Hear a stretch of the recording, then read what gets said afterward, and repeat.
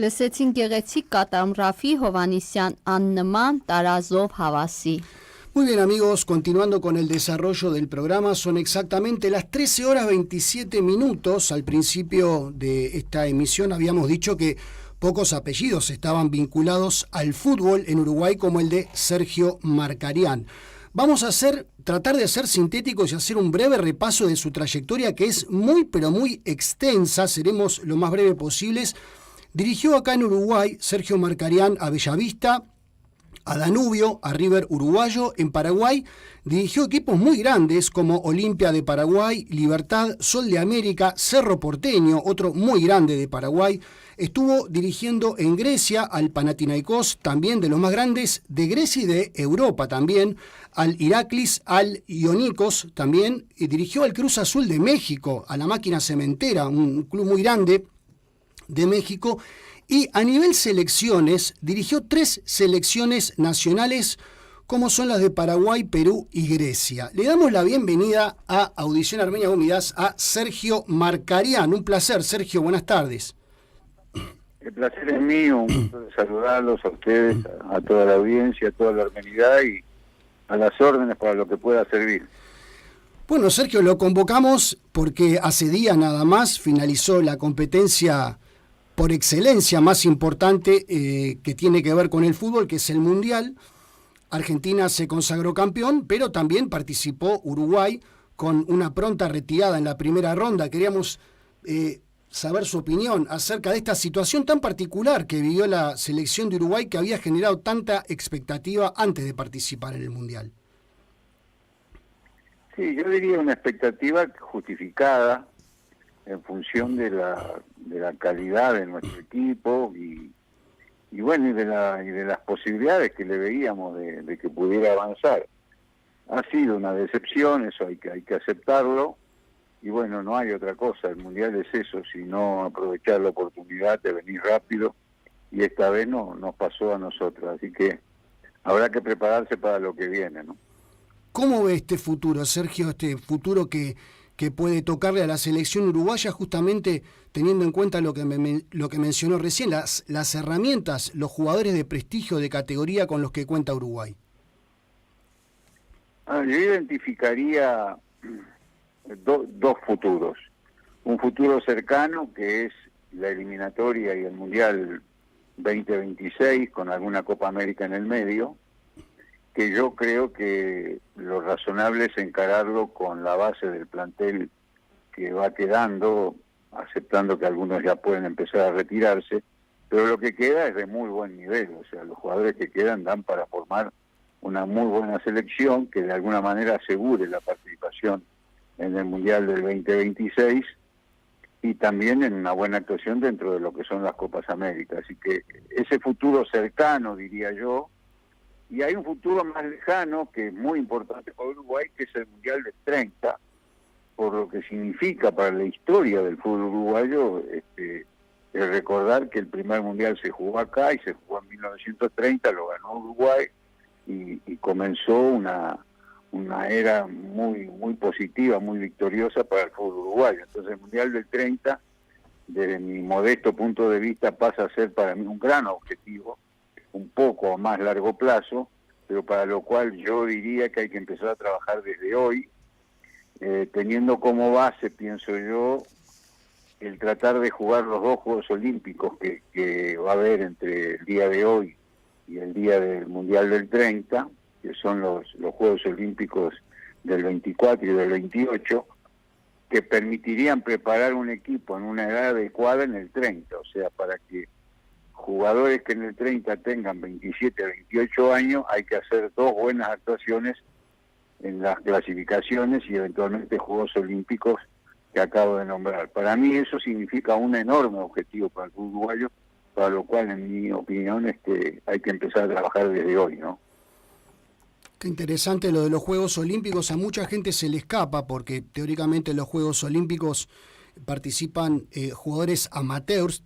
En teoría tendría que ser así, pero ya los jugadores están debutando a muy temprana edad en la primera división de sus países o son comprados por equipos extranjeros a muy temprana edad. Muchos de ellos ni siquiera han podido dar conferencia de prensa porque son menores de edad, pasa con más habitualidad, con más frecuencia.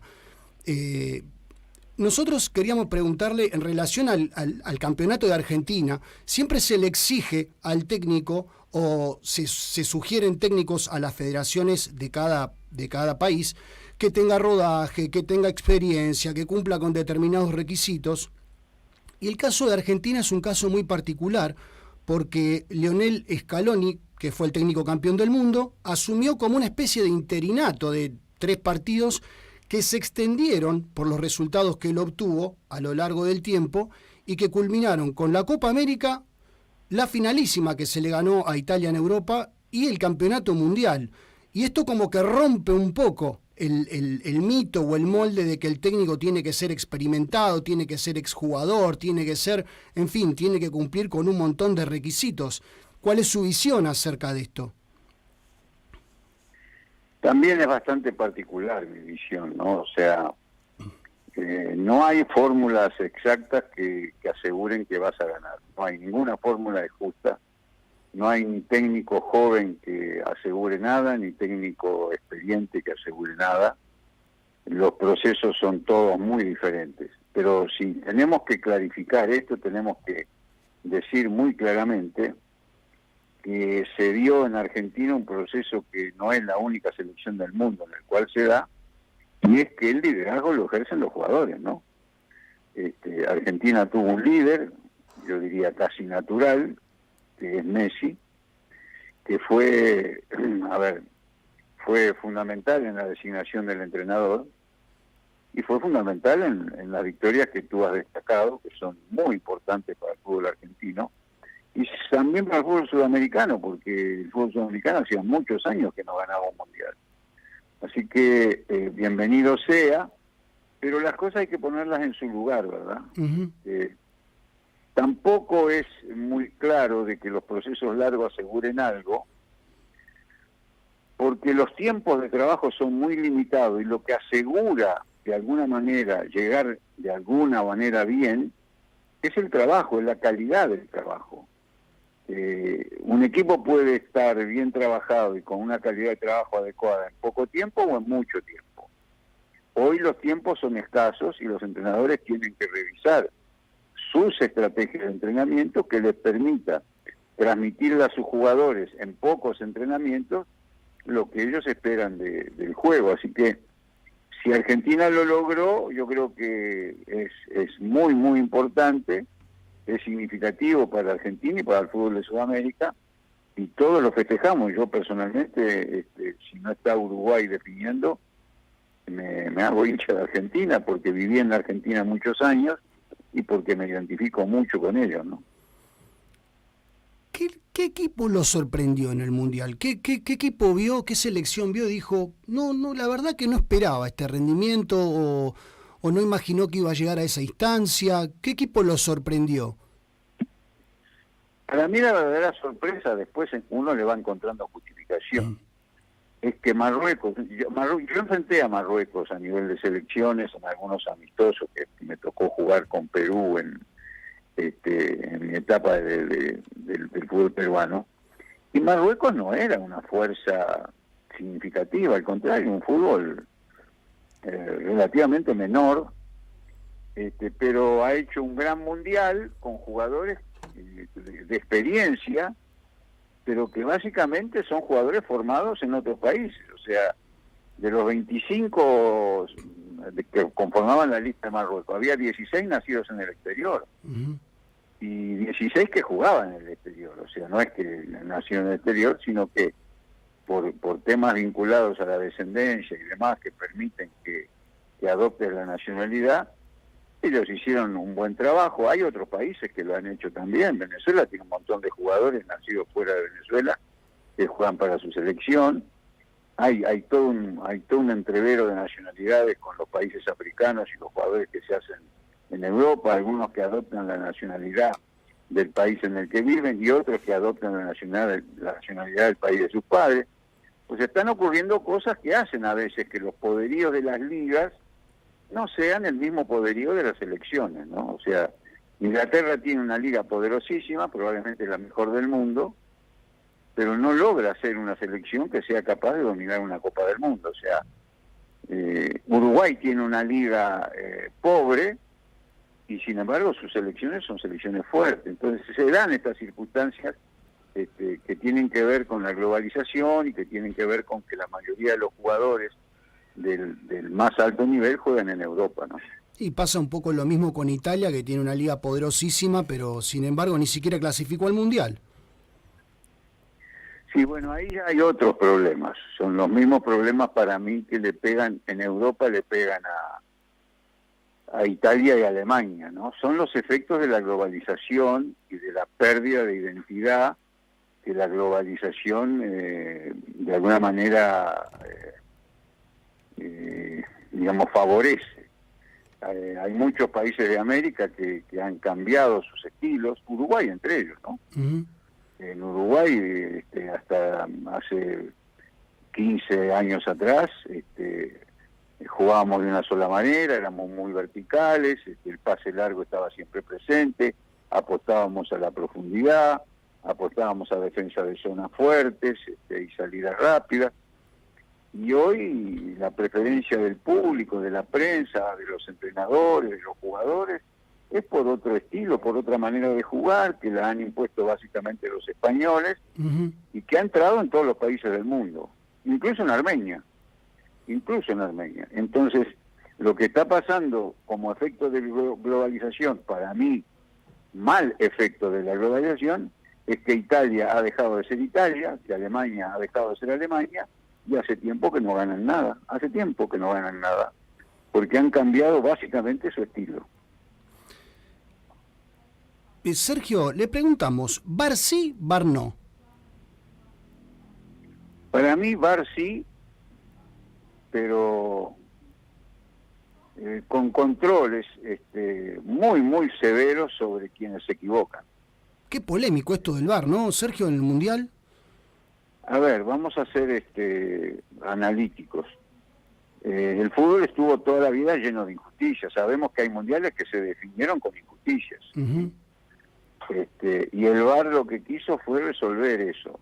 En mi opinión, el VAR bajó el nivel de injusticia. O sea, si antes había 10 injusticias que influían en los resultados, el VAR logró controlar al menos 4 o 5 de esas injusticias. Bien. Pero hay otras 4 o 5 que persisten y todavía más.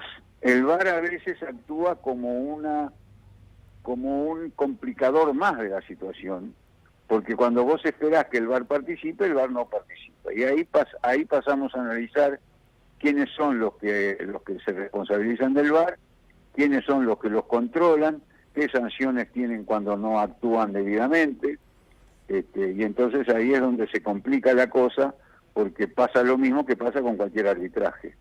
Y hoy resulta que el VAR 1, que es el responsable del VAR, quizá tiene más influencia en los resultados que el árbitro mismo. Entonces yo creo que las federaciones, la FIFA y todos los organismos que pretendidamente bregan para que el fútbol sea mejor, tienen que revisar ese tema, ¿no? El tema de que no se equivoquen tanto los chicos, ¿no? Lo traigo a Uruguay, le hago la última pregunta, la última cuestión, lo dejo tranquilo este domingo, que es para la familia básicamente, generalmente todas las familias se reúnen los domingos, consultándole acerca del fútbol local. Mencionábamos que Uruguay no es una de las ligas más poderosas del mundo, sin embargo su selección sí lo es, tiene un prestigio muy bien ganado, la selección uruguaya. Y ¿cómo se juega en ese balance? ¿Cómo es ese balance de liga pobre, selección fuerte? ¿Qué se puede mejorar en la liga para potenciar aún más la selección? ¿Por qué hay jugadores que son tan jóvenes y tan cerca de los 40 y en el medio no hay tanto jugador acá en Uruguay? Bueno, eso es un tema bien complejo, ¿no? Si tú haces un poquito de memoria, el fútbol uruguayo sirvió al fútbol europeo con transferencias desde hace muchos años, uh-huh, y los jugadores que se iban eran jugadores ya formados. Yo recuerdo, la ida de Rubén Sousa o del Pato Aguilera o de Francescoli o de Da Silva o de Alzamendi, iban a Europa muy formados, prácticamente acabados de formar, y hacían sus campañas, sus trayectorias y demás. Hoy, lo que llamamos valor agregado se lo está poniendo Europa.